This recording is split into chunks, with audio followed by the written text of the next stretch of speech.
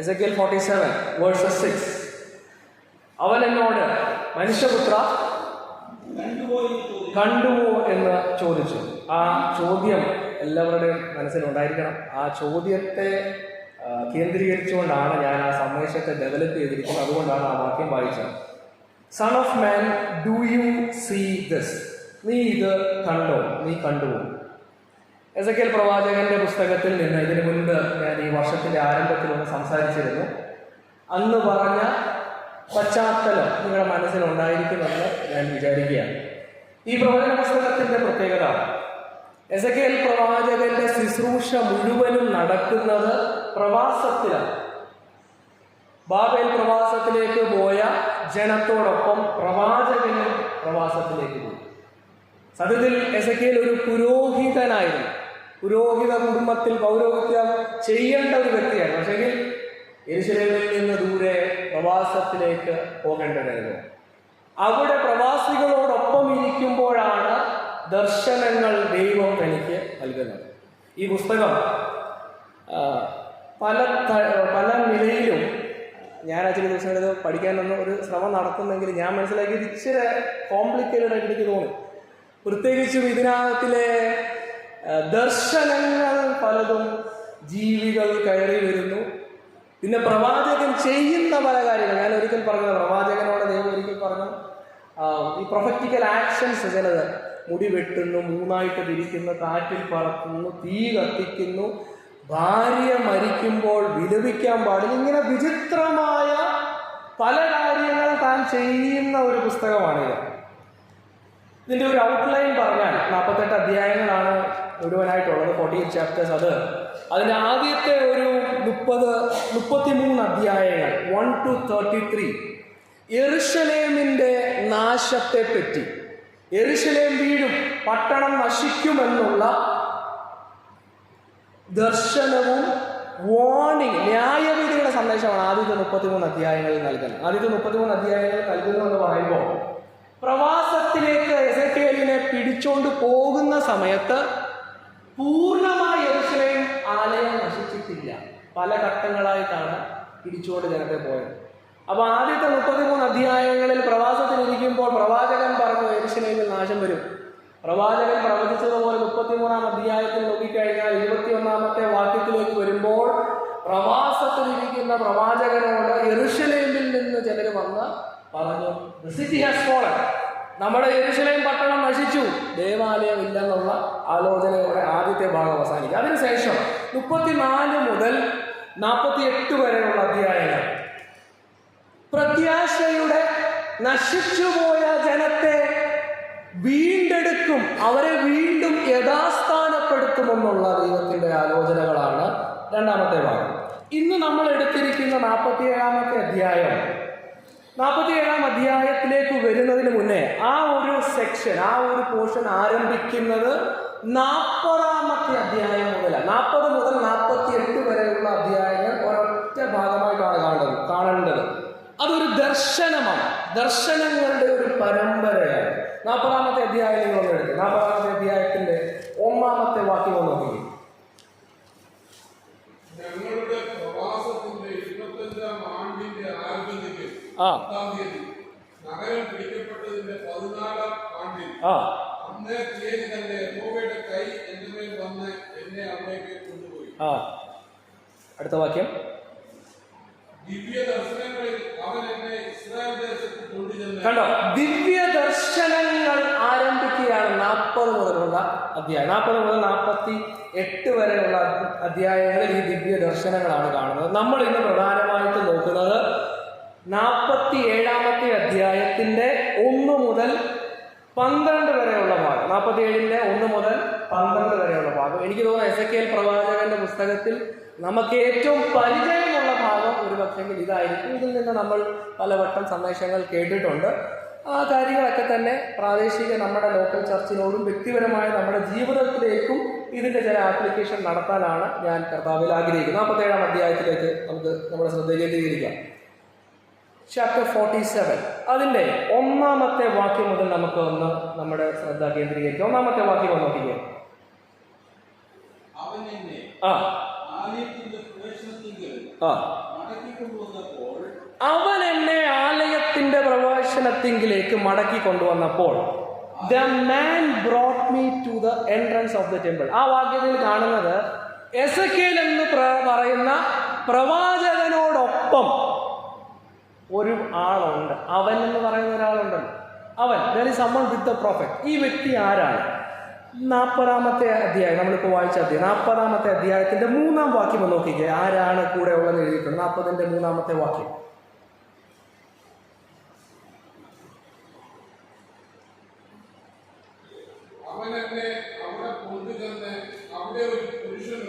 അവിടെ ഒരു പുരുഷനുണ്ടായിരുന്നു. അവൻ കാഴ്ചയ്ക്ക് താമ്രം പോലെയായിരുന്നു. The man's appearance was like a bronze. പറഞ്ഞാൽ ഇതൊരു ദൂതനാകാം. ഈ 40-ാമത്തെ അധ്യായം മുതൽ ആരംഭിക്കുന്ന ദർശനങ്ങളുടെ പരമ്പരയിൽ എസെക്കേൽ എന്ന് പറയുന്ന പ്രവാചകനോടൊപ്പം ആരുണ്ട്? ഒരു ദൂതനുണ്ട്. ഈ ദൂതനാണ് പ്രവാചകനെ ആ ദർശനത്തിൽ കൂടെ നയിക്കുന്നത്. നമ്മൾ ഈ രാജ്യങ്ങളൊക്കെ സന്ദർശിക്കാൻ പോയാൽ, അല്ലെങ്കിൽ നമ്മുടെ നോർത്തിലാണെങ്കിലും ചില സംസ്ഥാനങ്ങളിൽ ടൂറിസ്റ്റ് സ്ഥലങ്ങൾ സന്ദർശിക്കുമ്പോൾ ഗൈഡ് വേണോ എന്ന് ചോദിക്കും. അവർ ഗൈഡ് ഉണ്ടെങ്കിൽ ഇതിൻ്റെ സംഭവങ്ങളെല്ലാം പറയും, എഴുതിയിരിക്കുന്നതാണ് ഇത്രയും വർഷം എന്ന് പറയുന്നത് പോലെ ഈ ദർശനങ്ങളുടെ പരമ്പരയിൽ എസെക്കേൽ എന്ന് പറയുന്ന പ്രവാചകനോടൊപ്പം ഒരു ടൂർ ഗൈഡ് എന്നവണ്ണം ഒരു ദൂതനുണ്ട്. 6 അധ്യായങ്ങളിൽ ദേവാലയത്തിന്റെ പല ഭാഗങ്ങളിൽ കൊണ്ടു നടന്ന് മുഴുവനും തന്നെ കാണിച്ചു. ഒടുവിൽ ഇവരിപ്പോ വന്ന് നിൽക്കുന്നത് എവിടെയാണ്? എൻട്രൻസിൽ വന്നിരിക്കുക, ആലയത്തിന്റെ പ്രവേശനത്തിൽ വന്നിരിക്കുക. ഇത് പറയുമ്പോൾ ഒരു മനുഷ്യനുണ്ട്, മനുഷ്യൻ കൊണ്ടുവന്ന് നിർത്തിയിരിക്കുന്നത് ആലയത്തിന്റെ മുമ്പിൽ. ഇതൊരു ദർശനമായതുകൊണ്ട് നിങ്ങൾ കുറച്ചൊക്കെ ഒന്ന് ചിന്തിക്കുന്നത് നല്ലതായിരിക്കും. ഒരു മലയുടെ മുകളിൽ ഒരു ആലയം, ആലയത്തിന് മുമ്പിൽ പ്രവാചകനും ദൂതനും നിൽക്കുകയാണ്. ഇനി ഞാൻ മുമ്പ് പറഞ്ഞ പശ്ചാത്തലവുമായിട്ട് ഇതിനെ ബന്ധിപ്പിക്കണം. 33-ാമത്തെ അധ്യായമായപ്പോൾ പ്രവാചകനോട് ഇസ്രായേലിൽ നിന്ന് യെരൂശലേമിൽ നിന്ന് ഒരാൾ കടന്നുവന്ന് പറഞ്ഞു, ആലയം എന്തോ സംഭവിച്ചിരിക്കുക, ഇസ് നോ മോർ, നശിച്ചുപോയി, ആലയമില്ല. ഈ ദർശനം കാണുമ്പോൾ സത്യത്തിൽ ആലയമുണ്ടോ? ഇല്ല, ആലയമില്ലാത്തൊരു സമയമാണ്. ഇതൊരു ദർശനത്തിൽ താൻ കാണുകയാണ്. ഈ കണ്ട ആലയം 40, 41 മുതൽ ഇങ്ങനെയുള്ള അധ്യായങ്ങളിൽ, നിങ്ങൾ പിന്നീട് വായിച്ചാൽ 41, 42 അധ്യായങ്ങളിൽ ഈ കണ്ട ആലയത്തെ വിശദീകരിക്കുക. ആലയത്തിന്റെ നീളവും ഉയരവും എന്നിങ്ങനെ വേണ്ട അതിമനോഹരമായ ഒരു ദേവാലയം. ഈ ഭാഗം വ്യാഖ്യാനിക്കുമ്പോഴുള്ള ഒരു പ്രശ്നം ഞാൻ പറയാം. അപ്പൊ ചിലർ ചോദിക്കും, ഈ കണ്ട ദർശനം നിറവേറിയോ? പ്രവാസത്തിൽ പോയ ജനം തിരിച്ചു വന്ന ആലയം പണിത് നമുക്കറിയാം. എസ്രാ, നെഹമ്യാ പുസ്തകങ്ങളിലെ ചരിത്രം നമുക്കറിയാം. പക്ഷെങ്കിൽ ആ ചരിത്രവുമായിട്ട് ഇതിനെ കമ്പയർ ചെയ്താൽ നമ്മൾ മനസ്സിലാക്കുന്നത് പ്രവാചകൻ പ്രവചനത്തിൽ കണ്ടതുപോലെയുള്ള ഒരു ദേവാലയം അവർ പണിതിട്ടില്ല. ഞാൻ പറഞ്ഞ കാര്യം മനസ്സിലാവുന്നുണ്ടോ? It is more magnificent. പ്രവാചകൻ കണ്ടത് ഇവർ പണിതതിനേക്കാളും വലിയ ആലയാണ്. ഇവരങ്ങനെ പണിതിട്ടില്ല. അപ്പം ചില വ്യാഖ്യാനങ്ങളിൽ പറയുന്നത്, ചിലർ വ്യാഖ്യാനിക്കുന്നതിന് it is referring to the end times, അവസാന നാളിൽ മില്ലീനിയം, 1000 ആണ്ട് വാഴ്ചയിൽ വലിയ ദേവാലയം പണിത് അതിനെപ്പറ്റിയാണ് ഇവിടെ ദർശനത്തിൽ കാണുന്നതെന്ന് പറയുന്ന ഒരു വ്യാഖ്യാനമാണ്. അങ്ങനെയുള്ള വ്യാഖ്യാനങ്ങൾ അവിടെ വെച്ചിട്ട് നമ്മൾ ഇതിനെ മനസ്സിലാക്കേണ്ടത് എങ്ങനെ? നമ്മളിതിനെ മനസ്സിലാക്കേണ്ടത്, ഞാൻ ഇതിന് മുമ്പ് ഒരിക്കൽ പറഞ്ഞതാണ്, നമ്മളിതിനെ മനസ്സിലാക്കേണ്ടത് ഒരു പ്രവചനത്തിന് ഒന്നിൽ കൂടുതൽ ഫുൾഫിൽമെന്റ് ഉണ്ടാകാം, ഒന്നിൽ കൂടുതൽ നിറവേറൽ ഉണ്ടാകാം. ഈ പറഞ്ഞിരിക്കുന്ന അവസാന നാളിൽ അങ്ങനെ ഒരു ആലയം ഉണ്ടാകുമോ? ഉണ്ടാകാം, ഇല്ലെന്ന് ഞാൻ വാദിക്കുന്നില്ല. പക്ഷെ അതിന്റെ സന്ദേശം ഇത്രയേ ഉള്ളൂ. ഇത് പ്രവാചകൻ കാണുമ്പോൾ താൻ എവിടാ? നിങ്ങൾ എന്നോടൊപ്പം ഉണ്ടെങ്കിൽ ഇത് പറയുന്നത്, എനിക്ക് വേണം 47 എടുത്ത് ഇപ്പം എന്തോ നീന്തിയിട്ടല്ലാതെ നടക്കുമെന്ന് വേണം നേരെ പറയാം. പക്ഷെ ഇത് എവിടാ എന്തുവാണെന്ന് അറിഞ്ഞാലേ കാര്യം നമുക്കിതെവിടാ പ്രയോജനപ്പെടുന്നതെന്ന് മനസ്സിലാവും. താൻ പ്രവാസത്തിലായിരിക്കുന്ന ജനത്തോട് ആലയം ഉണ്ടാകുമെന്ന് പറയുമ്പോൾ ഇറ്റ് ഈസ് എ ഹോപ്പ്, അവർക്ക് പ്രതീക്ഷ നൽകുക. കാരണം അവരുടെ ആലയം നഷ്ടപ്പെട്ടു പോയി. ആലയത്തിൽ നിങ്ങൾക്ക് ദൈവവുമായിട്ട് ബന്ധപ്പെടാൻ സാധിക്കത്തുള്ളൂ. So it is telling about A time നിങ്ങൾക്ക് വീണ്ടും ദൈവവുമായിട്ടൊരു ബന്ധം ഉണ്ടാകും. ഫ്യൂച്ചറിൽ ഉണ്ടാകും. അവസാന നാളിൽ സഹസ്രാബ്ദ വാഴ്ച, 1000 ആണ്ട് വാഴ്ച ഉണ്ടാകാം. പക്ഷേ പുതിയ നിയമത്തിന്റെ വെളിച്ചത്തിൽ മറ്റ് പ്രവചന പുസ്തകങ്ങളുടെ ആധാരത്തിൽ വാക്യങ്ങൾ ഞാൻ എടുക്കാമെന്ന് പറയാം. ആലയത്തെ, പഴയ നിയമത്തിലെ ആലയത്തെ റീപ്ലേസ് ചെയ്തുകൊണ്ടാണ് യേശുവിന്റെ പുതിയ നിയമത്തിലെ വരവ്. ഒരു വാക്യം മാത്രം ഞാൻ പറയാം, നമുക്ക് അറിയാവുന്ന ഒരു വാക്യം. യോഹന്നാന്റെ സുവിശേഷം 1-ാമത്തെ അധ്യായത്തിലെ 14-ാം വാക്യത്തിൽ പറയുന്നത്, വചനം ജഡമെടുത്ത് നമ്മുടെ ഇടയിൽ, അവിടെ ഉപയോഗിച്ചിരിക്കുന്ന വാക്ക് he tabernacle with the people. അർത്ഥം, പഴയ നിയമത്തിൽ ദേവാലയത്തിന്റെ ആശയം അനുസരിച്ച് ദേവാലയത്തിലാണ് ആര് വസിക്കുന്നത്? ദൈവം വസിക്കുന്നത്. പക്ഷെ പുതിയ നിയമത്തിലേക്ക് വരുമ്പോൾ ജീസസ് came down, ദൈവപുത്രൻ ഇറങ്ങി വന്ന് മനുഷ്യരുടെ ഇടയിൽ പാർക്കുക. അതാണ് നമ്മൾ അർത്ഥം. നമ്മൾ ഇന്ന് ഈ ഭാഗത്തെ വായിക്കുമ്പോൾ, ധ്യാനിക്കുമ്പോൾ മനസ്സിലാക്കേണ്ടത്, ഭാവിയിൽ ഇതിന് പൂർണ്ണമായൊരു പൂർത്തികത, സകല ലോകവും ദൈവത്തിന്റെ ഭരണത്തിന്റെ കീഴിൽ വരുന്ന ഒരു ഭാവിയുണ്ട്. എങ്കിൽ ഇന്ന് ദൈവസഭയുടെ ഭാഗമായിരിക്കുന്ന നമ്മൾ മനസ്സിലാക്കേണ്ടത്, we are the temple of God. നമ്മൾ ആരാണ്? ദൈവത്തിന്റെ ആലയമാണ്. എഫെസ്യ ലേഖനം 2-ാമത്തെ അധ്യായത്തിൽ നമുക്ക് അറിയാവുന്ന ഒരു വാക്യമുണ്ട്. അപ്പോസ്തലന്മാരാണ് 2:21 നോക്കിക്കേ. Chapter 2 versus 21. അവനിൽ കെട്ടിടം മുഴുവനും യുക്തമായി ചേർന്ന് കർത്താവിൽ വിശുദ്ധ മന്ദിരമായി വളരുന്നു. അതാരെ പറ്റിയാ പറയുന്നത്? സഭയെ പറ്റി പറയും. യഹൂദനും ജാതികളും എല്ലാവരും ഒരുമിച്ച് കർത്താവിൽ ഒരു മന്ദിരമായി പണിയപ്പെടും. It's talking about a temple, that is the church. പറഞ്ഞു വരുന്ന കാര്യം, ഇവിടെ നമ്മൾ ആലയം ഭാവിയിൽ നടക്കുന്നത് പ്രവാചകൻ ദർശിക്കുമ്പോൾ നമ്മൾ ഇന്ന് കാണേണ്ടത് ദൈവസഭ എന്ന് പറയുന്ന ആലയത്തിൽ ദൈവം തന്റെ ആത്മാവിനാൽ വസിക്കുന്നു. ഈ ഭാഗം നമുക്കറിയാം. ഇവിടെ ഒരു നദി ഒഴുകുന്നതാണ് ഈ ദർശനത്തിൽ കാണുന്നത്. 47 ചാപ്റ്റർ 47. ഈ നദിയെ പറ്റിയും പറയുമ്പോൾ, ഉൽപ്പത്തി പുസ്തകത്തിൽ തോട്ടത്തിൽ ഒരു നദി ഉണ്ടായിരുന്നത് 4 ശാഖകളായിട്ട് പിരിഞ്ഞ് തോട്ടം മുഴുവനും നനച്ചു എന്ന ഉൽപ്പത്തിയിൽ ഒരു ഭാഗമുണ്ട്. ഫ്യൂച്ചറിലേക്ക് നോക്കുമ്പോൾ വെളിപ്പാട് പുസ്തകത്തിലും പറയുന്നുണ്ട് ഒരു നദിയുണ്ട്. യേശു ക്രിസ്തു ഈ ഭാഗത്തെ നമുക്ക് മനസ്സിലാക്കാൻ വേണ്ടി ഒരു ഹെൽപ്പ് നൽകുന്നത്, യോഹന്നാന്റെ സുവിശേഷം 7-ാമത്തെ അധ്യായത്തിൽ യേശു പറഞ്ഞു, ഉത്സവത്തിന്റെ ഒടുക്കത്തെ നാളിൽ യേശു നിന്നുകൊണ്ട് വിളിച്ചു പറഞ്ഞു, ദാഹിക്കുന്ന ഏവരും എന്നിൽ വിശ്വസിക്കുന്നവന്റെ ഉള്ളിൽ നിന്ന് തിരുവെഴുത്ത് പറയുന്നത് പോലെ ജീവജലത്തിന്റെ നദികൾ പുറപ്പെടും. എന്നിട്ട് അടുത്ത വാക്യത്തിൽ പറയുന്നത്, ആ വാക്യം എടുത്തു വെച്ചാൽ, അപ്പം ഉള്ളിൽ നിന്ന് ഒഴുകുമെന്ന് പറയുന്ന ജീവജലം എന്തുവാണ്?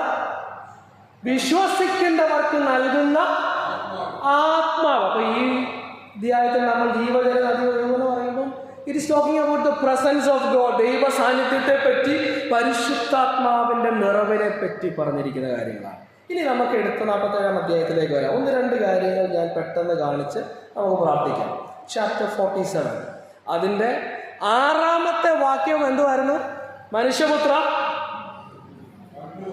എല്ലാരും ഒന്ന് എടുത്ത് 46, 47-ന്റെ 6 എന്തായിരുന്നു? മനുഷ്യപുത്ര, have you seen this? Do you see this?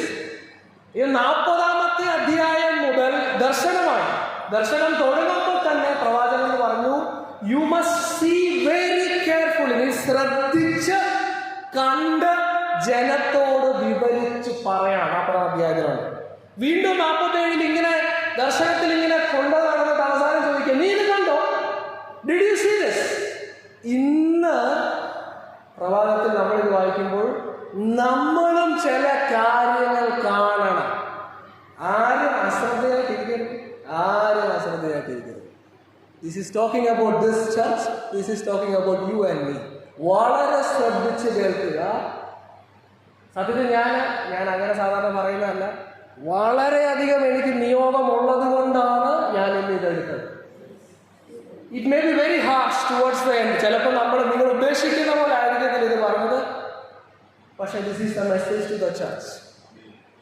എങ്ങനെയാണ്? ശരിക്ക് കാണണം, കണ്ണു തുറന്ന് നോക്കണം.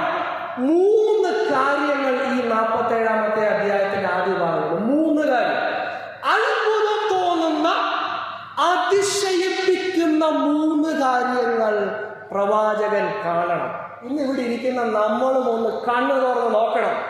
നമ്മുടെ കൂട്ടത്തിൽ ഇതുണ്ടോ ഇല്ലയോ എന്ന് നമ്മൾ നോക്കണം. We must check ourselves to see if these things are in our midst. 3 കാര്യം. ഒന്നാമത്തേത് അതിൻ്റെ 1-ാമത്തെ വാക്യമാണ്. The source of the river.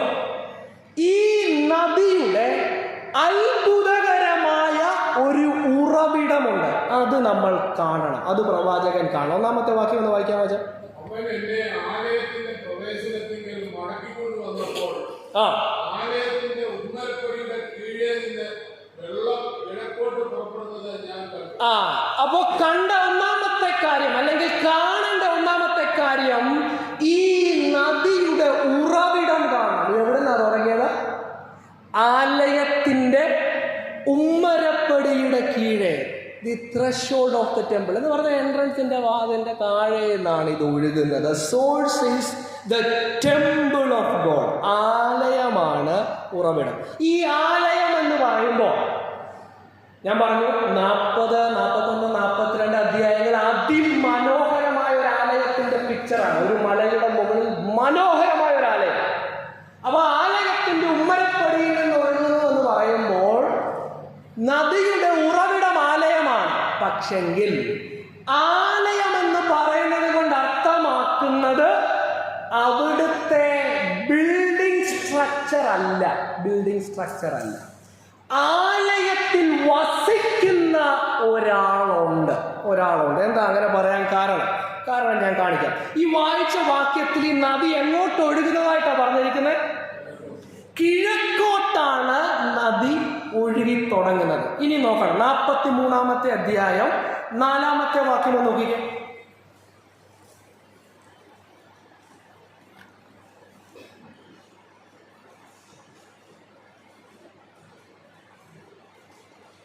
ന്റെ 4-ാമത്തെ വാക്യം. യഹോവയുടെ തേജസ്സ് കിഴക്കോട്ട് ദർശനമുള്ള ഗോപുരത്തിൽ കൂടി ആലയത്തിലേക്ക് പ്രവേശിച്ചു. യഹോവയുടെ തേജസ് ആലയത്തിൽ പ്രവേശിച്ചത് ഏത് വഴിയാ? കിഴക്ക് വഴിയാണ് തേജസ് എവിടെ പ്രവേശിച്ചത്? ഈ 47 പറയാണ് നദി ഒഴുകുന്നതും ഏത് വഴിയാണ് പറഞ്ഞു വരുന്നത്? ഈ ആലയത്തിൽ നിന്ന് നദി ഒഴുകി, ആലയത്തിന്റെ ഉറവിടം നദിയുടെ ഉറവിടം ആലയമാണ്.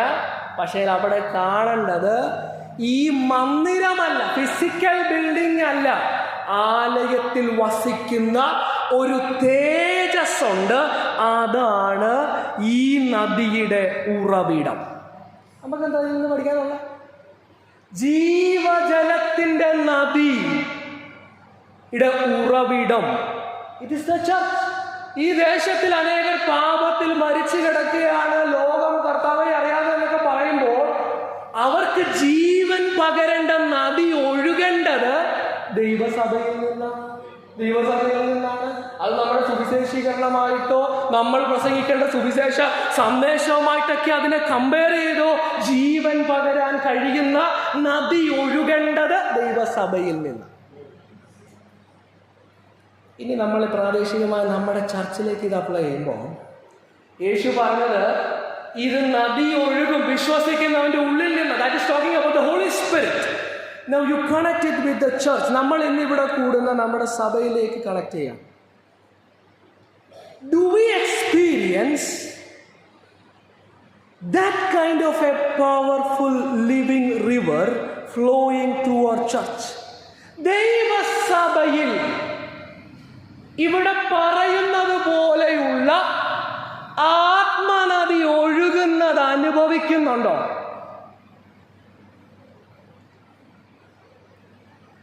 ഈവൻ ദിസ് ഡേ ഇന്ന് പ്രഭാതത്തിൽ ഇവിടെ ദൈവസഭ കൂടുമ്പോഴും there is a powerful river of the Holy Spirit. വിശ്വസിക്കുന്നവരുടെ ഉള്ളിൽ നിന്ന് തിരുവെഴുത്ത് പറയുന്നത് പോലെ ജീവജല നദി ഒഴുകുമെന്ന് യേശു പറഞ്ഞിട്ടുണ്ടെങ്കിൽ ഇന്ന് പ്രഭാതത്തിൽ ഈ കൂട്ടത്തിലും ജീവജലത്തിന്റെ നദി ഒഴുകുന്നുണ്ട്. The question is, are you able to experience it? How lively are our worship sessions? എത്ര ജീവനുണ്ട് നമ്മുടെ ആരാധന പാട്ടിന്റെ സമയത്ത്? എത്ര ജീവനുണ്ട്?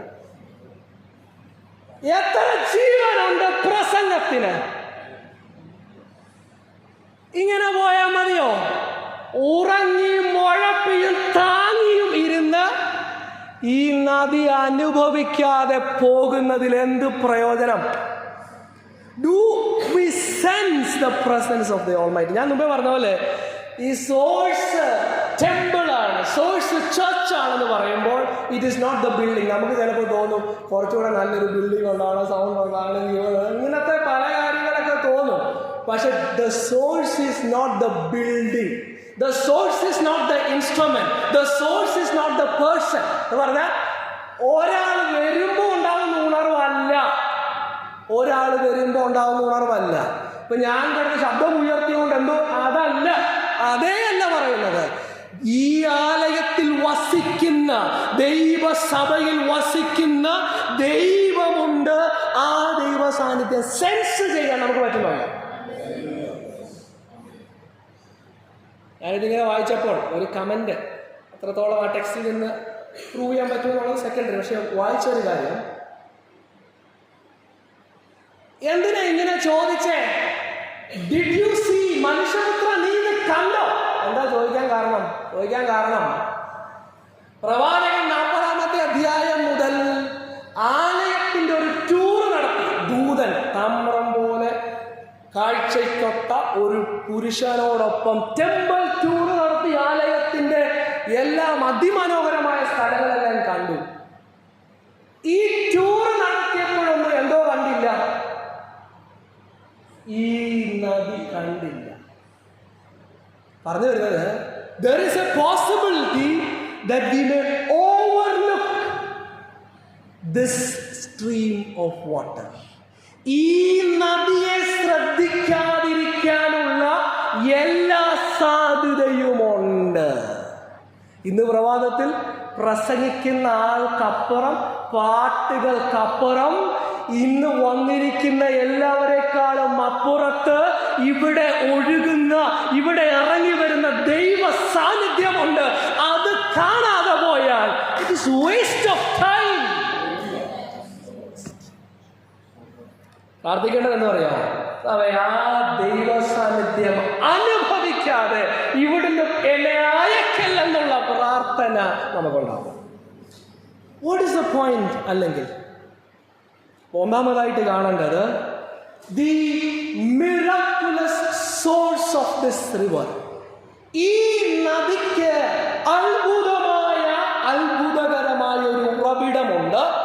അത് പണിതിരിക്കുന്ന മനോഹരമായ ആലയത്തിനും അപ്പുറത്ത്, അവിടെ ശുശ്രൂഷിക്കാൻ പോകുന്ന പുരോഹിതന്മാരെക്കാളും അപ്പുറത്ത്, പുരോഹിതന്മാരുടെ ആലങ്കാരികമായ അല്ലെങ്കിൽ അതിമനോഹരമായ വസ്ത്രങ്ങൾക്കൊക്കെ അപ്പുറത്ത്, കിഴക്കേ വഴിയായ ആലയത്തിൽ പ്രവേശിച്ച ഒരു ദൈവ സാന്നിധ്യമുണ്ട്.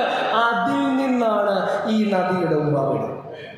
ഒന്നാമതായിട്ട് പ്രവാചകൻ കാണേണ്ടത്, you see the miraculous source of the river. ഈ നദിയുടെ ഉറവിടം നീ ഒന്ന് കാണും. ഒന്നാമതായിട്ട് പ്രവാചകൻ കണ്ടത്. രണ്ടാമത്തെ കാര്യം, വേഴ്സസ് 3, 4 and 5, 3, 4, 5 വാക്യം. ഒരാൾ വായിക്കുമ്പോൾ എല്ലാവരും ശ്രദ്ധിക്കുക. രണ്ടാമത്തെ കാര്യം നമുക്ക് അവിടെ കാണാം. 3 മുതലുള്ള വാക്യം വായിക്കാമോ? ആ പുരുഷൻ കയ്യിൽ ചരടുമായി കിഴക്കോട്ട് നടന്നു, 1000 മുഴം അളന്നു, എന്നെ വെള്ളത്തിൽ കൂടി കടക്കുമാറാക്കി. 1000 മുഴം അളന്നു, എന്നെ വെള്ളത്തിൽ കൂടെ കടക്കുമാറാക്കി. വെള്ളം നരിയാണിയോളമായി. അവൻ പിന്നെയും 1000 മുഴം അളന്നു. വെള്ളം മുട്ടോളമായി. പിന്നെയും 1000 മുഴം അളന്നു. എന്നെ കടക്കുമാറാക്കി. ആ, വെള്ളം അരയോളമായി. വെള്ളം അരയോളമായി. അടുത്തൊക്കെ പിന്നെയും 1000 മുഴം അളന്നു. ആ, അതെനിക്ക് കടക്കുവാൻ വയ്യാത്ത ഒരു നദിയായി. അതെനിക്ക് കടക്കുവാൻ വയ്യാത്ത ഒരു നദിയായി. വെള്ളം പൊങ്ങി നീന്തിയിട്ടല്ലാതെ കടപ്പാൻ വയ്യാത്ത ഒരു നദിയായി തീർന്നു. രണ്ടാമതായിട്ട്,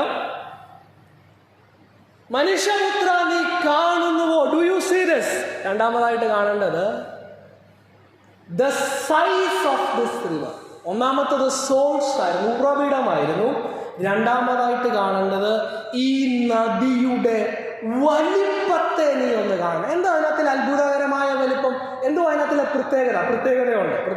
ശ്രദ്ധിക്കണം, പ്രത്യേകത ശ്രദ്ധിക്കുക.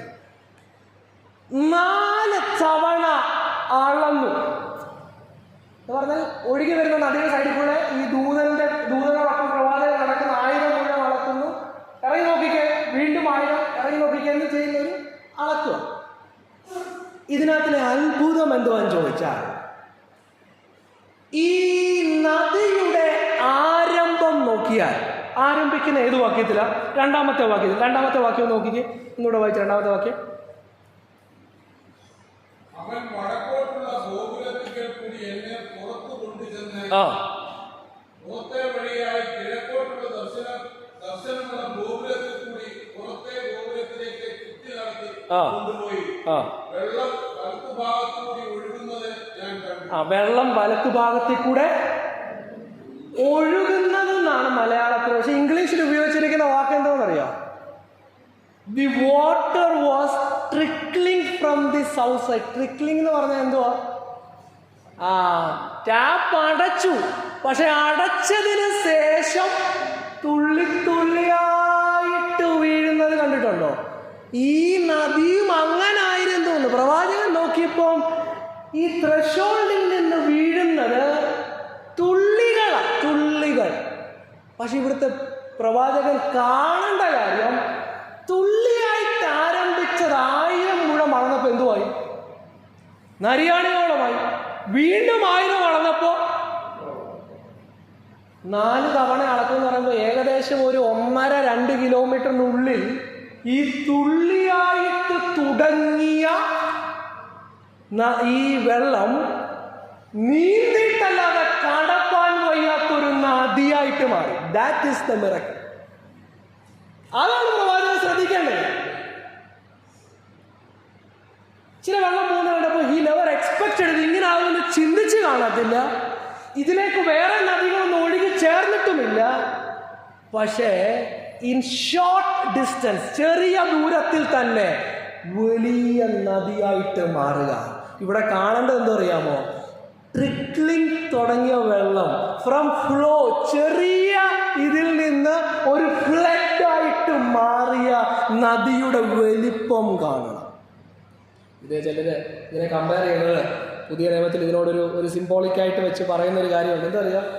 ചിലർ പറയുന്നത് അതെനിക്ക് വളരെ ഇൻട്രസ്റ്റിംഗ് ആയിട്ട് തോന്നി. യേശുവിനെ കാൽവറിയിൽ ക്രൂശിക്കുമ്പോൾ അവസാനം തൻ്റെ മാറുവിലേക്ക് കുന്തം കൊണ്ട് കുത്തിയപ്പോൾ വെള്ളവും രക്തവും അവസാന തുള്ളി വരെ വീണു നമ്മൾ പറയാറില്ലേ? ആ വീണ അവസാന തുള്ളി വരെ കാൽവറിയിൽ ഒഴുക്കിയ രക്തം സകല മനുഷ്യരുടെയും പാപത്തെ കഴുകാൻ പറ്റുന്ന ഒരു നദിയായി, ഒരു ഫ്ലഡായി തീർന്നതല്ലേ പുതിയ നിയമത്തിലെ സന്ദേശം? ആരെങ്കിലും ചിന്തിച്ചോ? 2000 വർഷത്തിന് മുമ്പ് അല്ലെങ്കിൽ ആ പടയാളികളുടെ കൂട്ടത്തിൽ കാൽവറിയിൽ തൂങ്ങിയ ഈ മനുഷ്യന്റെ രക്തം കൊണ്ട് സകല മനുഷ്യരുടെയും പാപം കഴുകാൻ പറ്റുമെന്ന് ചിന്തിച്ചില്ല. പക്ഷെ ദ മിറാക്കുലസ് ഗ്രോത്ത്, അത്ഭുതകരമായ ഒരു വളർച്ച നമുക്ക് അവിടെ കാണാം. ദൈവസഭയിലേക്ക് ആത്മനിറവിനോടുള്ള ബന്ധത്തിൽ ഇതിനെ കമ്പയർ ചെയ്യുമ്പോൾ നമ്മൾ കാണേണ്ടത് ദി വാട്ടർ, ഇവിടെ കാണുന്ന വെള്ളം, ആലയത്തിൽ നിന്ന് പുറപ്പെടുന്ന വെള്ളം എന്തോ ഈ ഒരു സ്ഥലത്ത് കെട്ടിക്കിടക്കുന്ന പോലത്തെ വെള്ളമല്ല, ഒഴുകുന്ന വെള്ളമാണ്. ഒഴുകുക മാത്രമല്ല, അത് അത്ഭുതകരമായി വർദ്ധിക്കുന്നത് കൂടെയാണ്. ഇതല്ലേ സത്യത്തിൽ അപ്പോസ്തലപ്രവൃത്തി 2-ാം അധ്യായം മുതൽ നമ്മൾ കാണുന്നത്. യേശു പറഞ്ഞു, വിശ്വസിക്കുന്നവന്റെ ഉള്ളിൽ നിന്ന് ജീവജല നദി ഒഴുകും. അതിനുവേണ്ടി കാത്തിരുന്നത് എത്ര പേരായിരുന്നു? 120 പേര്. പേടിച്ചു പാത്തും ഒരു മുറിക്കുള്ളിൽ ഇരുന്ന ഈ 120 പേരിൽ ആരംഭിച്ച ഈ തുള്ളികൾ എന്തോ ആയിട്ട് മാറിയിരുന്ന് അത് നിറഞ്ഞ് കവിയുന്ന ഒരു നദിയായതല്ലേ നമ്മൾ അപ്പോസ്തലപ്രവൃത്തിയിൽ കാണുന്നത്. അത് ചരിത്രത്തിൽ വർദ്ധിച്ചു വന്നല്ലേ നമ്മളെയും ഈ നദി തൊട്ടത്.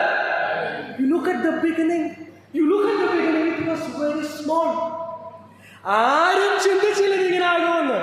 ഇതിനെ അടിച്ചമർത്താമെന്ന്, ഇല്ലാതാക്കാമെന്നൊക്കെ ചക്രവർത്തിമാരും ഭരണകർത്താക്കന്മാരൊക്കെ പലതും ചെയ്തെങ്കിലും ഈ ഒഴുകുന്ന നദിയെ തടയാൻ ആർക്കും കഴിയാതെ വണ്ണം ഇത് വലിയ നദിയായി. അതിനി നമ്മൾ പേഴ്സണലായിട്ട് നമ്മുടെ ജീവിതത്തിലേക്ക് അപ്ലൈ ചെയ്യണം. ഈ ഞാനിതൊക്കെ വായിച്ചപ്പോ 1000 മുഴ പ്രവാചകനോട് പറയാം, നീ എന്തോ ചെയ്യണം? ഇനി വെള്ളത്തിൽ ഇറങ്ങുക. You get the water. നീ ഇറങ്ങുക. 4 വട്ടം പ്രവാചകനെ വെള്ളത്തിൽ ഇറക്കി. എന്നിട്ട് പ്രവാചകൻ ഈ പറയുന്ന വാക്ക്, ഈ അളവ് പറയുന്നത് പോലും നരിയാണി മുട്ടാര ഒരു തൻ്റെ ശരീരവുമായിട്ട് ബന്ധിപ്പിച്ചാണ് പറയുന്നത്. അർത്ഥം നമ്മൾ ഈ ചിന്തിക്കുന്ന വിധത്തിൽ പറഞ്ഞാൽ the flow of the Holy Spirit, ആത്മാവിന്റെ നിറവിലും ഒരു പ്രോഗ്രസ് ഉണ്ടാവണം. എന്തുകൊണ്ടാവണം? ഒരു പ്രോഗ്രസ്, ഒരു വളർച്ചയുണ്ടാവണം. അർത്ഥം നമ്മൾ ബന്ധുക്കോസുകാരല്ലേ? ആണ്. We are Pentecostals. നമ്മളെ കണ്ട ബന്ധുക്കോസുകാരുടെ വലിയ ലക്ഷണമൊന്നും ഇല്ലെങ്കിലും നമ്മൾ ആണെന്നാണ് ഞാൻ വിശ്വസിക്കുന്നത്. നിങ്ങളിത് വിട്ടോന്ന് എനിക്കറിയത്തില്ല. വി ആർ പക്കാ പെന്തക്കോസ്റ്റൽസ്. അത് ഞാൻ പറയാം. ഞാൻ പക്കാ പെന്തക്കോസ്റ്റുകാരനാണ്. നിങ്ങൾ തെറ്റിദ്ധരിക്കരുത്. അതുകൊണ്ട് നമുക്കിത് കാര്യങ്ങൾ വ്യക്തമായിട്ട് അറിയാം. അപ്പം നമ്മൾ ഇവാലുവേറ്റ് ചെയ്യാൻ ഇത് എളുപ്പമാണ്. നമ്മുടെ ജീവിതത്തിലേക്ക് നോക്കിക്കേ. The place of the Holy Spirit, ആത്മനിറവ്, ആത്മസ്നാനമെന്നൊക്കെ പറയുന്ന അനുഭവങ്ങൾ എവിടെ എത്തി നിൽക്കുന്നു? In our church. I M talking about Thiruvalla church, കടപ്പുറ church also will come under this. Where are we standing? ഈ ഒരു സ്റ്റെപ്പ് ബൈ സ്റ്റെപ്പാന്ന് പറയുമ്പോൾ നമുക്കറിയാവുന്ന കാര്യമാണ്. ഇപ്പോൾ യേശുവിനെ കർത്താവ് എന്നൊരാള് പരസ്യമായി പ്രഖ്യാപിച്ചു പറഞ്ഞാൽ രക്ഷിക്കപ്പെടുമ്പോൾ തന്നെ എന്തോ സംഭവിക്കുന്നത്? ആത്മാവിന്റെ പ്രവൃത്തിയാണ്. കൊരിന്ത്യർ ലേഖനത്തിൽ എഴുതിയിട്ടുണ്ട്. ആത്മാവിന്റെ പ്രവൃത്തി കൂടാതെ ആർക്കും യേശു കർത്താവ് എന്ന് പറയാൻ സാധിക്കത്തില്ല. അപ്പോസ്തലപ്രവൃത്തി 1-ാമത്തെ അധ്യായത്തിൽ യേശു പറഞ്ഞത്, you wait for the baptism in the Spirit. ആത്മാവിനാലുള്ള സ്നാനം, ആത്മസ്നാനത്തിന് വേണ്ടി കാത്തിരിക്കുക. പണ്ടൊക്കെ ഞങ്ങളുടെയൊക്കെ കുഞ്ഞിലെ ഇവിടെ ആരും അങ്ങനെ ചോദിക്കാറില്ലല്ലോ. ഞങ്ങളിപ്പോൾ കുഞ്ഞായിരിക്കും ഈ സ്നാനപ്പെട്ട് കഴിഞ്ഞാൽ ഇന്ന് ഓരോ തവണ അഭിഷേകം പ്രാപിച്ചു. ഇവിടെ ആരും ചോദിക്കും. നമ്മൾ അഭിഷേകം ആ വാക്ക് ടെർമിനോളജിയൊക്കെ വിട്ടിട്ട് we urged our people, നമ്മൾ ജനത്തെ ആത്മസ്നാനത്തിന് വേണ്ടി കാത്തിരിക്കാൻ പ്രേരിപ്പിക്കുകയായിരുന്നു. എന്തോ ആത്മാവിന്റെ സ്നാനം. ഓക്കെ, ഒരു വട്ടം ഞാൻ കർത്താവ് എന്ന് ഏറ്റു പറഞ്ഞു. That is not enough. അവിടെ നിൽക്കുന്ന കാര്യമല്ല ഇത്. അതിൻ്റെ അപ്പുറത്ത് ആത്മാവിൽ എന്ന് പറഞ്ഞാൽ സ്നാനത്തിൽ ഒരാൾ വെള്ളത്തിൽ ഇറങ്ങുന്നത് പോലെ ആത്മനദിയിൽ ഇറങ്ങണം. അതാണ് ക്രിസ്തീയ ജീവിതം. That is the life. That is the spiritual life. അർത്ഥം ഇവിടെ ഈ നരിയാണി മുട്ടെന്നൊക്കെ പറയുന്നത് പോലെ ശരീരത്തിൽ അറിയാം ആത്മാവ് ഇറങ്ങിയത്. അങ്ങനെ അനുഭവങ്ങൾ ഇവിടില്ലേ? Yes, you heard that. അന്യഭാഷ വെറുതെ കേട്ടതും താളത്തിന് പറയുന്ന കാര്യമല്ല ഞാൻ പറയുന്നത്. പറഞ്ഞപ്പോൾ നിങ്ങളുടെ ശരീരത്തിൽ അനുഭവിച്ചിരുന്നു ദൈവസാന്നിധ്യം.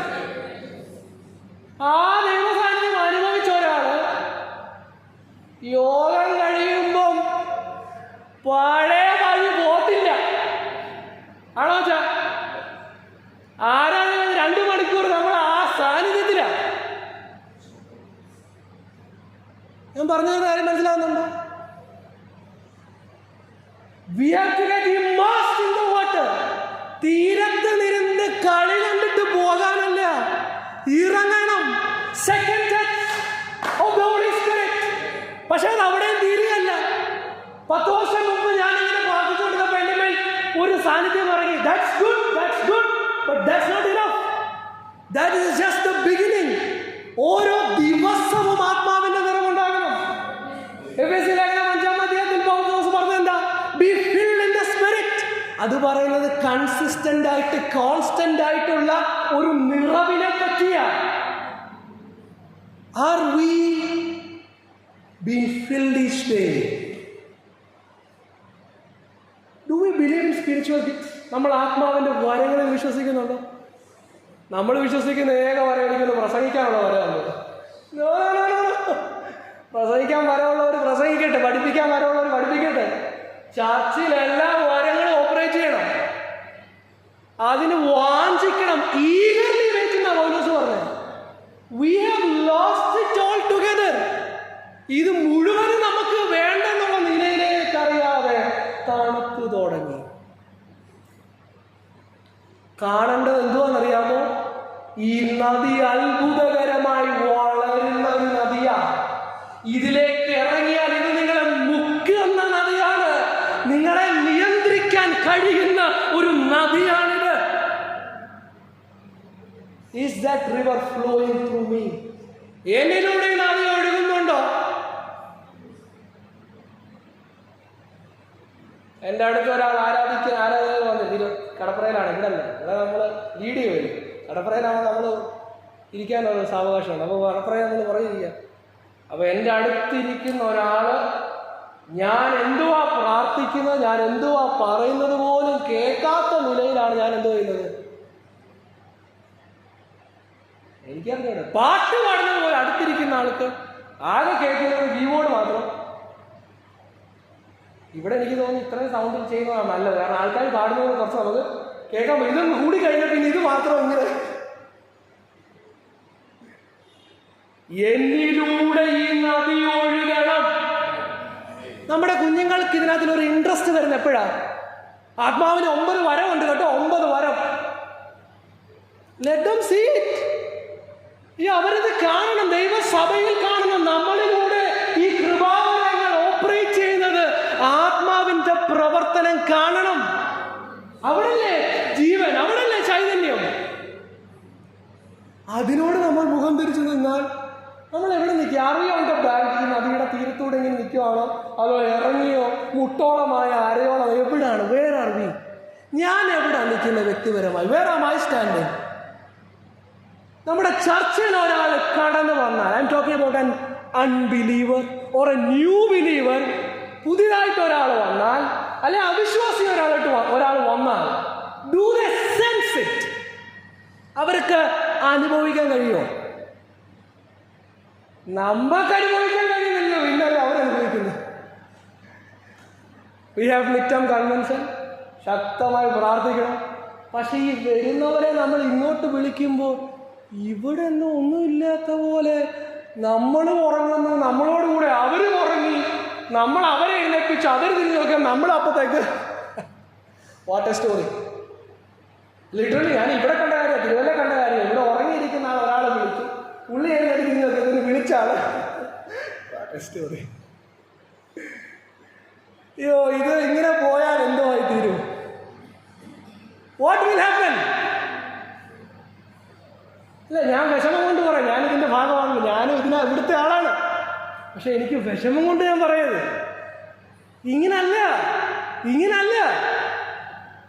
ഞങ്ങൾ അന്യഭാഷ പരസ്യമായിട്ട് സംസാരിക്കേണ്ടെന്ന് പറയുമ്പോൾ ഇറ്റ് മേക്ക് സെൻസ്. പക്ഷെ വീട്ടിൽ അന്യഭാഷ പറയുന്നവരാണോ നമ്മളിത് വേണ്ടാന്നുള്ളതിന് കയറുമെന്ന് കുറ്റം പറഞ്ഞിട്ട് മാത്രം ആവല്ലേ? You have the liberty to speak in tongues. I speak in tongues. ഇവിടെയുള്ള ഭാഷമാരെല്ലാം അന്യഭാഷ സംസാരിക്കുന്നവരാ. തെറ്റിദ്ധരിക്കപ്പെടില്ലേ? വഞ്ചിക്കപ്പെട്ടു പോകരുത്, മടുത്തു പോകും.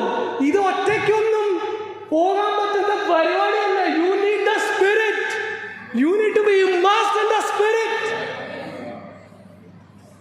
വേറെ ഒരു സ്റ്റാൻഡ്. നമ്മളെവിടെയാണ് നിൽക്കുന്നത്? നമ്മൾ ഈ ദൂരത്ത് നിന്ന് കാണുന്നതാണോ, ഇറങ്ങുന്നുണ്ടോ? What is happening? മനുഷ്യപുത്ര, നീ കാണ്. എന്തുവാ കാണണ്ടേ? ദി മിറക്കുലസ് ഇൻക്രീസ്, അത്ഭുതകരമായ ഒരു നിറവ്. ഇത് വിശ്വസിക്കുന്ന ആരെങ്കിലും ഈ കൂട്ടത്തിലുണ്ടോ? ഇന്ന് മടുത്തൊക്കെ ഇരിക്കുവാണെങ്കിൽ you just believe and step into the water. നിങ്ങൾക്ക് പോലും അതിശയം തോന്നുന്ന നിലയിൽ നിങ്ങളെ മാറ്റാൻ ഈ ആത്മനദിക്ക് കഴിയും. കഴിഞ്ഞ മുമ്പത്തെ ആഴ്ച ഞാൻ കടപ്പുറ പ്രസംഗിച്ചിരുന്നു. അന്ന് എനിക്കൊന്ന് ലൈവ് ഇല്ലായിരുന്നു. ആ കാര്യം ഞാനിവിടെ പറയാം. ഇത് ഫെബ്രുവരി മാസമാണ്. എൻ്റെ അനുഭവമാണ് ഞാൻ പറയുന്നത്. ഞാൻ ശുശ്രൂഷയിൽ ഇറങ്ങിയിട്ട് 10 വർഷമാകും. ഈ മാസം 10 years. എൻ്റെ അമ്മ വീട്ടിലുണ്ട്. ഞാൻ ശുശ്രൂഷയിൽ ഇറങ്ങുമെന്ന് ഒരൊറ്റയാൾ വിശ്വസിക്കുന്നുമില്ല. എൻ്റെ ചേട്ടൻ, നിങ്ങൾക്ക് ചിലർക്കൊക്കെ അറിയാം, പുള്ളിക്കാരൻ ശുശ്രൂഷയിൽ ഇറങ്ങുമെന്ന് പറഞ്ഞാൽ ഒരു അത്ഭുതമില്ല. കാരണം പുള്ളി പണ്ട് തൊട്ട് MBBS പഠിക്കാൻ പോയിട്ട് അവിടെ യൂത്ത് മീറ്റിംഗ് അവിടെ പ്രസംഗം ഇപ്പോഴും ICDFിൻ്റെ പരിപാടിയൊക്കെ പ്രസംഗിച്ച് നടക്കുക. അപ്പോൾ പുള്ളിക്കാരൻ ഇറങ്ങുമെന്ന് പറഞ്ഞാൽ അത് വലിയ അത്ഭുതമില്ല. പക്ഷെ ഞാൻ അങ്ങനെയല്ല. പ്രസംഗിക്കണമെന്ന് പറഞ്ഞാൽ ഞാൻ പിന്നെ ആ വഴിയെ എനിക്ക് 2 പേരുടെ മുമ്പിൽ നിന്ന് പറയുന്നതിന് അത്ര പേടി. എൻ്റെ പപ്പയ്ക്കും അങ്ങനെ. എൻ്റെ പപ്പ കുറച്ചാൾ ഇവിടെ വരുമായിരുന്നു. പാസ് ചോദിച്ചിട്ട് എന്താ പെട്ടെന്ന് ആ 3ാമത്തെ അല്ലെങ്കിൽ ആകുമ്പോൾ പപ്പ ഓൾറെഡി പൗതി വഴി. We have the problem in talking. പരസ്യമായിട്ട് പറഞ്ഞില്ലെങ്കിൽ ഞങ്ങൾക്കൊരു പക്ഷെ ഒരു ദിവസം the Lord just test me. എന്നെ കർത്താവ് ഒരു ദിവസം തൊട്ടിട്ട് ഇന്ന് ഞാൻ തിരിഞ്ഞു നോക്കുമ്പോൾ സത്യത്തിൽ എനിക്ക് പോലും വിശ്വസിക്കാൻ പറ്റുന്ന കാര്യമല്ല ഞാൻ ഈ ചെയ്യുന്നത്. ഞാൻ അങ്ങനെ സംസാരിക്കുന്ന ഒരാൾ പോലും അല്ല. പരസ്യമായി ഞാൻ സ്കൂളിൽ പോലും സംസാരിച്ചിട്ടില്ല. പക്ഷെ എന്നെ നിറച്ച, ഞാൻ വിശ്വാസത്താൽ ഒരു ചുവട് വെച്ചപ്പോൾ കർത്താവിന്റെ പ്രവൃത്തി ഞാൻ കണ്ടിട്ടുണ്ട്. I have seen it literally. എന്റെ ജീവിതത്തിൽ ഞാൻ കണ്ടിട്ടുണ്ട്. അത്ഭുതം തോന്നുന്ന നിലയിൽ കർത്താവിന് ഇവിടെ ഇരിക്കുന്ന നിങ്ങളെ ഉപയോഗിക്കാൻ പറ്റും. Just be filled in the spirit of God. Just step out in faith. ശുശ്രൂഷയിലേക്ക് ഇറങ്ങുന്നവരൊക്കെ ഉണ്ടല്ലോ. Just step out in faith. ഇത് അത്ഭുതം തോന്നിപ്പിക്കുന്ന നിലയിലാണ്. This is not by your strength. സ്വന്തം കഴിവിനെയല്ല. 3ാമതായിട്ട് ഒരു കാര്യം കൂടെ കാണിച്ചിട്ട് നമുക്ക് പ്രാർത്ഥിക്കാം. മനുഷ്യപുത്ര, നീ നോക്ക്. ഇതിനൊരു ഉറവിടമുണ്ട്. That is not a human source but a divine source. You look at the river. ഇതിനൊരു മിറക്കുലസ് ആയിട്ടുള്ള ഇൻക്രീസ് നടന്നു. നീ അത് ഒബ്സർവ് ചെയ്യും. 3ാമത്തെ കാര്യം, വാക്യങ്ങൾ വായിക്കുന്നില്ല, ഞാൻ ഭാഗം ജസ്റ്റ് ഒന്ന് പറഞ്ഞ് അവസാനിപ്പിക്കാം. 3ാമതായിട്ട് ശ്രദ്ധിക്കേണ്ടത് 7 മുതൽ താഴേക്കുള്ള 12 വരെയുള്ള വാക്യങ്ങളാണ്. 7ാം വാക്യം ഒന്ന് വായിച്ചേ. 7ാം വാക്യം ഒന്ന് വായിച്ചേ. ഞാൻ മടങ്ങി ചെന്നപ്പോൾ നദീതീരത്ത് ഇക്കരെയും അക്കരെയും അനവധി വൃക്ഷം നിൽക്കുന്നത് കണ്ടു. കേട്ടോ? 3ാമതായിട്ട് കാണേണ്ടത് the power of the river. ഈ ഒഴുകുന്ന നദിയുടെ ശക്തി നിങ്ങളൊന്ന് കാണും.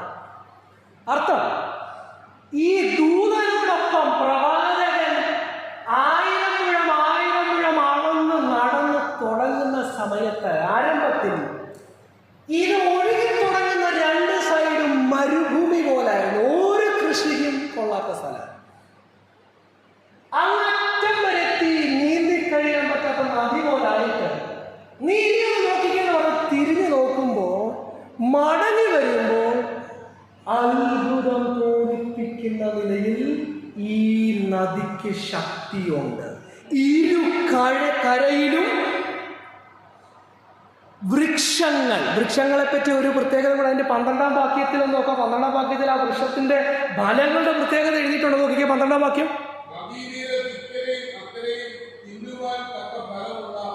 സകലവിധ വൃക്ഷങ്ങളും വളരും. അവയുടെ ഇല വാടുകയില്ല, ഫലം ഇല്ലാതെയാകുകയില്ല.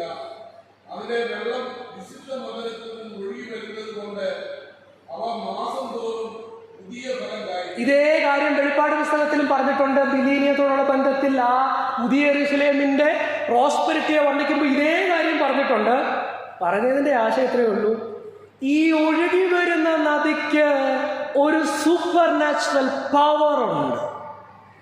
ബലം പുറപ്പെടുവിക്കാൻ കഴിയുന്ന, അല്ലെങ്കിൽ ജീവൻ പകരാൻ കഴിയുന്ന ഒരു ശക്തി ഈ നദിക്കുണ്ട്. നമ്മൾ ഇന്ന് ചിന്തിക്കുന്നത് ആത്മനദിയോടുള്ള ബന്ധത്തിലാണ്. ആത്മാവിൻ്റെ നദിക്ക് ജീവൻ പകരാൻ കഴിയും, ബലം പുറപ്പെടുവിക്കാൻ കഴിയും. ഒരു വാക്യം കൂടെ നോക്കണം. അതിന്റെ 8-ാമത്തെ വാക്യം നോക്കിക്കേ, വേഴ്സ് 8. അപ്പോൾ അവൻ എന്നോട് അരുളി ചെയ്തത്, ഈ വെള്ളം കിഴക്കേ ഗലീലയിലേക്ക് പുറപ്പെട്ട് അരാബയിലേക്ക് ഒഴുകി കടലിൽ വീഴുന്നു. ഒഴുകി ചെന്ന് വെള്ളം കടലിൽ വീണിട്ട് അതിലെ വെള്ളം സത്യമായി തീരും. ഇവിടെ ഒരു കടലിനെ പറ്റി പറഞ്ഞിട്ടുണ്ട്. ഇത് ചാവുകടല, ഡെഡ് സീയുടെ പ്രത്യേകത അതിലെ കണ്ടന്റ്, മിനറലിന്റെ കണ്ടന്റ് ഒത്തിരി കൂടുതലായതുകൊണ്ട് മത്സ്യത്തിനോ അല്ലെങ്കിൽ മറ്റൊന്നിനും ഈ കടലിൽ ജീവിക്കാൻ പറ്റത്തില്ല. അതുകൊണ്ടാണ് ഈ ചാവുകടൽ എന്ന് വിളിക്കുന്നതല്ല. ഈ നദിയുടെ പ്രത്യേകതയല്ല, അതിൻ്റെ പവർ നിങ്ങൾ കാണണം. ഈ ചാവുകടലിലേക്കാണ് ഈ നദി ചെന്ന് വീഴുന്നത്. ഈ ജീവജലത്തിന്റെ നദികൾ ചാവുകടലിൽ ചെന്ന് വീണപ്പോൾ ചാവുകടലിലെ വെള്ളം പഥ്യമുള്ളതായി തീർന്നു. You see Son of Man, മനുഷ്യപുത്ര, നീ ഈ നദിയുടെ ശക്തി ഒന്ന് കാണും. ട്രാൻസ്ഫോർമേറ്റീവ് പവർ, രൂപാന്തരപ്പെടുത്താൻ കഴിയുന്ന നദി. 12-ാം വാക്യം, സൗഖ്യം വരുത്താൻ കഴിയുന്ന നദി. It is directly applicable to the evangelism, സുവിശേഷവുമായിട്ടൊക്കെ ബന്ധപ്പെടുത്തി നോക്കിക്കോ. ജീവനില്ലാത്തടത്ത് ജീവൻ പകരുന്നു. രൂപാന്തരപ്പെടുത്താൻ കഴിയുന്നത് സുവിശേഷത്തിന്റെ സന്ദേശമല്ലേ. 9-ാമത്തെ വാക്യത്തിൽ നമുക്കൊക്കെ അറിയാവുന്ന ഒരു വാക്യം ഇങ്ങനെയാണ്: ഈ നദി ചെന്ന് ചേരുന്നിടത്തൊക്കെയും ചലിക്കുന്ന പ്രാണികൾ ജീവിക്കും. ഈ വെള്ളം ഇവിടെ വന്നതുകൊണ്ട് ഏറ്റവും വളരെ മത്സ്യമുണ്ടാകും. ഈ നദി ചെന്ന് ചേരുന്നിടത്തൊക്കെയും സകലവും ജീവിക്കും. Everything will become living. ജീവൻ ഉണ്ടാകും. ജീവിതത്തിലേക്ക് നോക്കിക്കേ, പേഴ്സണൽ ലൈഫിലേക്ക് നോക്കിക്കേ. ഫ്രൂട്ട്സ്, ബലം, രൂപാന്തരം, സൗഖ്യം, ജീവൻ, ഇതെല്ലാം അനുഭവിക്കണമെങ്കിൽ എന്തോ ചെയ്യണം? You have to be in the water.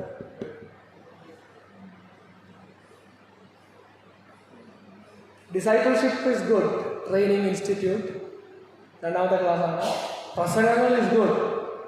ഞാൻ ഓണസ്റ്റായിട്ട് പറയാം, ഈ ഡിസൈപ്പിൾഷിപ്പിൻ്റെ ക്ലാസ്സും ഇവിടെ പ്രസംഗിക്കുന്ന എല്ലാ പ്രസംഗവും ഇറ്റ് ഈസ് നോട്ട് പോസിബിൾ ഒരു സാധാരണക്കാരനെ കൊണ്ട് പ്രസംഗിക്കുന്ന ആൾക്കും ചെയ്യാൻ പറ്റുന്ന കാര്യം അല്ല ഇത് പറയുന്നത്. ഇപ്പം കഴിഞ്ഞ ആഴ്ച എന്തോ ഡിസൈപ്പിൾഷിപ്പിൽ നമ്മൾ പഠിച്ച് എല്ലാം വിട്ടിറങ്ങിയിട്ട് കർത്താവിനെ പോലെ ആവുക എന്നൊക്കെ പറഞ്ഞിറങ്ങി ഞായറാഴ്ച കഴിഞ്ഞിട്ട് തിങ്കളാഴ്ച രാവിലെ തൊട്ട് കർത്താവിനെ പോലെ അങ്ങ് നടന്നവരാണോ നമ്മൾ. അത് കഴിയുന്നതിന് മുന്നേ നമുക്ക് മറ്റേ കർത്താവിൻ്റെ അല്ല മറ്റേ ആളെ സ്വഭാവം അപ്പം തന്നെ അത്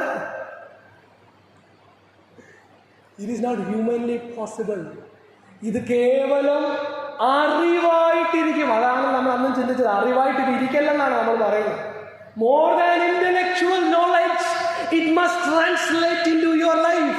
ജീവിതത്തിലേക്ക് ഇറങ്ങി ഫലം വരണമെങ്കിൽ ഈ ആത്മനദി നമ്മളിലേക്കൊന്ന് ഒഴുകണം. Dead Sea became fresh water. ചാവുകടൽ പഥ്യമുള്ള വെള്ളം നൽകുന്ന അനുഭവം. നമ്മൾ ഈ തിരുവല്ല ചർച്ചയെ പറ്റി, ഞാൻ ഈ തിരുവല്ലയെ പറ്റി നമ്മൾ പ്രാർത്ഥിക്കുക ചെയ്യുമ്പോൾ that is what should happen. അതാണ് സംഭവിക്കേണ്ടത്. ഇപ്പോൾ ഓർഡറിൽ നമ്മൾ കൺവെൻഷൻ നടത്തുന്നു. There are so many people who are dead. ഒത്തിരി പേര് മരിച്ചു കിടക്കുന്ന, അല്ലെങ്കിൽ ഇങ്ങനെ ചാവുകടൽ സമാനം, മരണത്തിൽ ജീവിക്കുന്നു, പാപത്തിൽ ജീവിക്കുന്നു. അതിനെ മാറ്റാൻ കഴിയുന്നത് ആർക്കാ?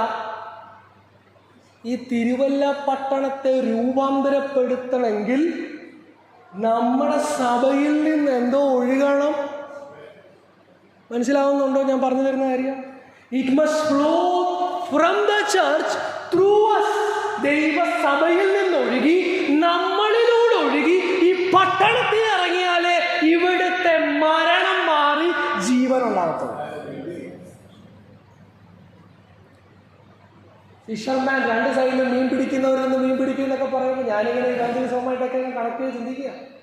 എപ്പോഴാണ് ഇത് എഫക്റ്റീവ് ആകുന്നത്? നമ്മുടെ കൺവെൻഷനുകൾ എപ്പോഴാണ് ട്രാക്ട് കൊടുക്കുന്നത് എഫക്റ്റീവ് ആകുന്നത്?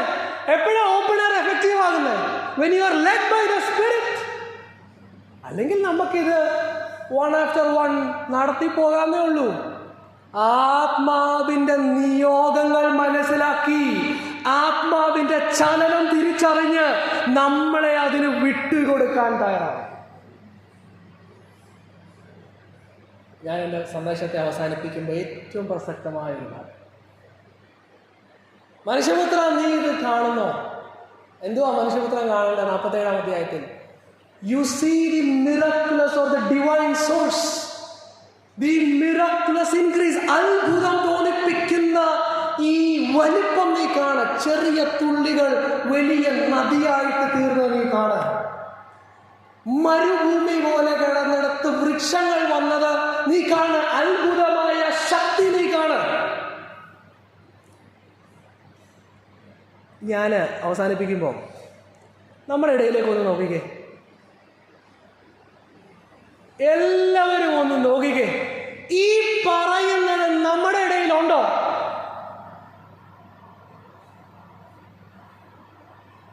നമ്മുടെ ജീവിതത്തിൽ ഇതുണ്ടോ? സഭയിൽ ഇതുണ്ടോ? ഇഫ് നോട്ട്, അതില്ല എന്ന് നിങ്ങൾ പറയാതെ തന്നെ പലരും പറയുന്ന പോലെ എനിക്ക് തോന്നിപ്പോവുക. We are heading to a danger. നമ്മളൊരു അപകടത്തിലേക്കാണ് പോകുന്നത്. ജീവൻ നഷ്ടപ്പെട്ടു പോകുന്ന അനുഭവത്തിലേക്കാണ് പോകുന്നത്. എന്തിനാണ് ഈ വാക്യം എടുത്തത്? മനുഷ്യപുത്ര നീ കാണുന്നുവോ എന്നുള്ള വാക്യം എടുത്തത്, കുറിവാക്യം. ഞാൻ അതൊന്ന് കണക്ട് ചെയ്തിട്ട് അവസാനിപ്പിക്കാം. ഈ ചോദ്യം പ്രവാചകനോട് ചോദിക്കുമ്പോൾ ഇതിനു മുന്നേ പ്രവാചകനോട് ഇതേ ചോദ്യം ദൈവം ചോദിച്ചിട്ടുണ്ട്. എല്ലാവരും ശ്രദ്ധിക്കണം, ഞാൻ അവസാനിപ്പിക്കാം. 5 മിനിറ്റ് അവസാനിപ്പിക്കും. 47-ാം അധ്യായത്തിൽ ചോദിക്കുമ്പോൾ പ്രവാചകൻ കാണുന്ന അത്ഭുതം തോന്നിക്കുന്ന കാര്യങ്ങളാണ്. Oh, divine source, amazing increase, amazing power, supernatural power. പക്ഷേങ്കിൽ ഇതിന് മുന്നേ പ്രവാചകനോട് ദൈവം ചോദിച്ച ഇതേ ചോദ്യം ഈ പുസ്തകത്തിന്റെ ആരംഭത്തിൽ. Son of man, do you see this?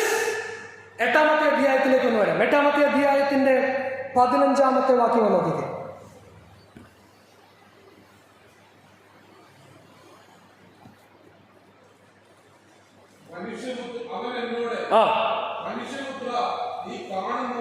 മനുഷ്യപുത്ര നീ കാണുന്നുവോ എന്ന് ചോദിക്കുക. എന്തുവാ കാണേണ്ടത്?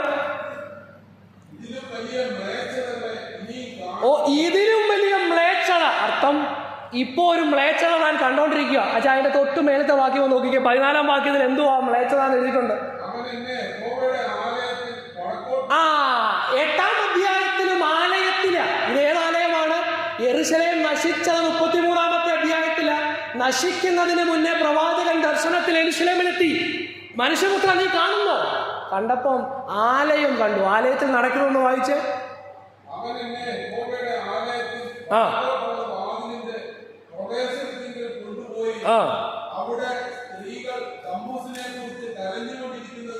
എങ്ങനുണ്ട്? ആലയത്തിൽ ആരാധനയ്ക്ക് പകരം അവിടുത്തെ ഒരു കുട്ടി ദൈവത്തിന് വേണ്ടി കരയുക. മനുഷ്യപുത്ര നീ കണ്ടോ? മ്ലേച്ഛത സഭയ്ക്കകത്ത്, ആലയത്തിന്റെ അകത്ത്. ഇതിലും മ്ലേച്ഛത നീ കാണും. ഇനി 17-ാം വാക്യം നോക്കിക്കേ. ഇതേ ചോദ്യം ആവർത്തിക്കുക. 17 നോക്കിക്കേ.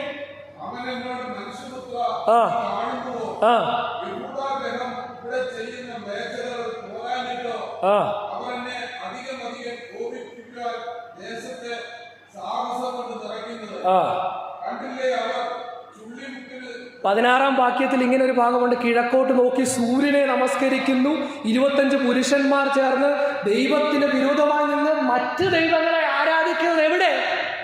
ആലയത്തിൽ. Do you see this son of man? മനുഷ്യപുത്രൻ നീ ഇത് കാണുന്നോ? താൻ കണ്ടു മ്ലേച്ഛത, കൊടിയ മ്ലേച്ഛത ആലയത്തിൽ നടക്കുന്നത് താൻ ദർശനത്തിൽ കാണുക. വാക്യം ഇനി വായിക്കണ്ട. 10-ാമത്തെ അധ്യായം നിങ്ങൾ പിന്നെ നോക്കണം. 10-ാമത്തെ അധ്യായത്തിലേക്ക് വരുമ്പോൾ ഈ മ്ലേച്ഛതകൾ പലത് കാണിച്ചിട്ട് ഒടുവിൽ പ്രവാചകൻ പറയുന്നത് നോക്ക്. പ്രവാചകൻ നോക്കിയപ്പോൾ എന്തോ കാണുന്നറിയാമോ? ആലയത്തിൽ നിന്ന് ദൈവത്തിന്റെ തേജസ് ഇറങ്ങിപ്പോയി. The glory left the temple. എന്തുവാ നമ്മൾ മനസ്സിലാക്കേണ്ടത്? യു സീ എന്തുവാ നടക്കുന്നത്? ഈ ആത്മനദി ഒഴുകി ശുദ്ധീകരിച്ച് ആ ശക്തിയിൽ നമ്മളെ രൂപാന്തരപ്പെടുത്തുന്നില്ലെങ്കിൽ മ്ലേച്ഛത, അശുദ്ധി, പാപം സഭയിൽ കടന്ന് ദൈവതേജസ് ഇല്ലാത്തവരായിട്ട് വരും.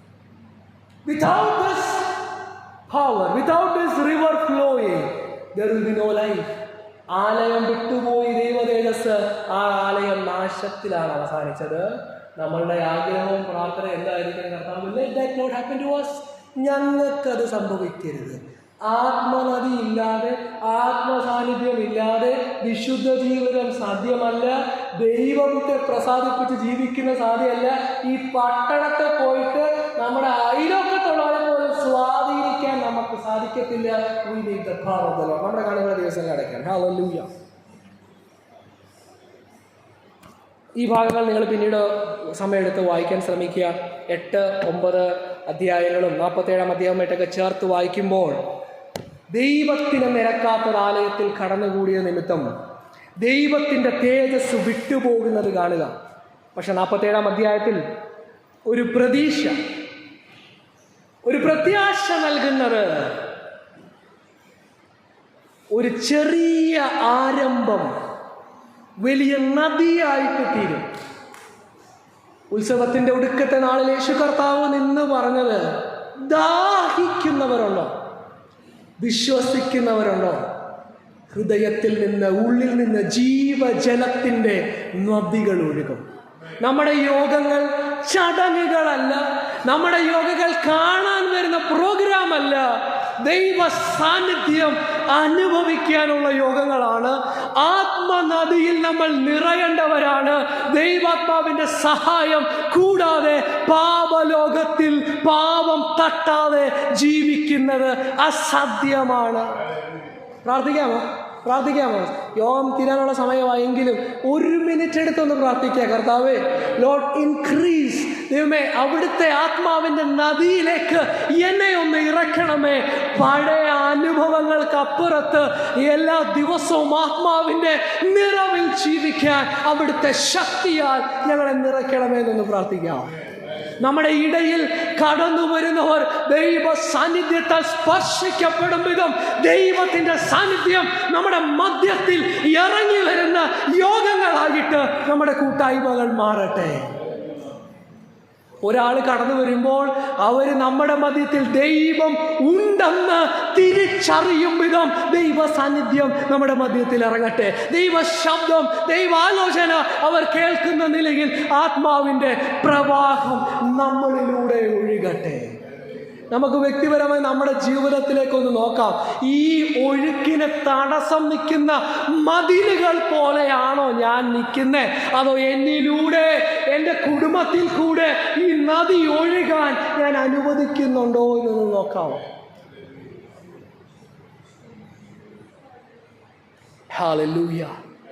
കർത്താവേ, ഈ ദേശത്തെ സ്പർശിക്കാൻ, ഞങ്ങളുടെ പ്രവർത്തനങ്ങൾ ഫലം കാണാൻ, പുതിയ ആത്മാക്കൾ രക്ഷിക്കപ്പെടാൻ, ജയകരമായി ജീവിക്കാൻ അവിടുത്തെ സഹായം ഞങ്ങൾക്ക് വേണമപ്പാ. എല്ലാവരും പ്രാർത്ഥിച്ചാൽ പ്രിയ ജോൺ ലെക്സ് സാർ മുന്നോട്ട് കടന്നു വന്ന് നമ്മളെ പ്രാർത്ഥനയിൽ നയിച്ച ആശീർവാദം.